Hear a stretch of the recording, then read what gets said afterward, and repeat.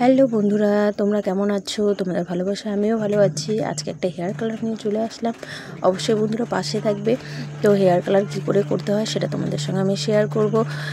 তো এটা হাইলাইটের মতন করে তোমাদের সঙ্গে দেখাচ্ছি। যেহেতু কাস্টমারটা হাইলাইটের মতন করে করবে, টোটাল চুলে করবে না, তো ছোট ছোট সেকশন নিয়ে তার মতো ছোট ছোট আমরা চুল তুলে নিয়ে দেখো ফয়েল পেপারের মধ্যে আটকে স্টিকের কালারটা দিচ্ছি। স্টিকের কালারটা প্রথমে দুটো ওখানে থাকে, তো ওটা মিশিয়ে নিয়ে ডেকোরেটরের কালারটা ভালো করে বাটিতে মিক্স করে নিয়েছি।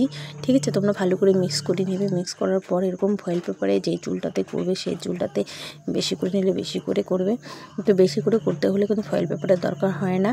তো অল্প চুলে করবে তো ফয়েল পেপারে নিচ্ছি যাতে বাদবাকি অন্য চুলগুলোতে না লাগে। ঠিক আছে, তো এটা হলো হাইলাইট কালার না। হাইলাইট কালার করলে কিন্তু হাত গ্লাভস পরে নিতে হবে, নাহলে হাত জ্বলে। তো এটা কালার ছিল শুধু, তো কোনো হাতে গ্লাভস পরিনি। তো এরকম করে টোটাল চুলে ভালো করে ব্রাশ দিয়ে ঘষে ঘষে লাগাতে হবে।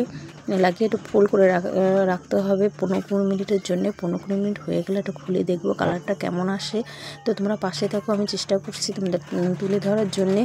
দেখো, কাস্টমারটা বেশি সব চুলে করবে না, 3-4 জায়গায় করবে। তো পিছনের মানে হেয়ারের নিচে 3 জায়গায় করছে আর উপরে 2 জায়গায় করছে। তো এটা হাইলাইটের মতন সুন্দর দেখাবে চুলটা। পুজো চলে আসে, তো তোমরা কে করতে চাও অবশ্যই কন্ট্যাক্ট করতে পারো।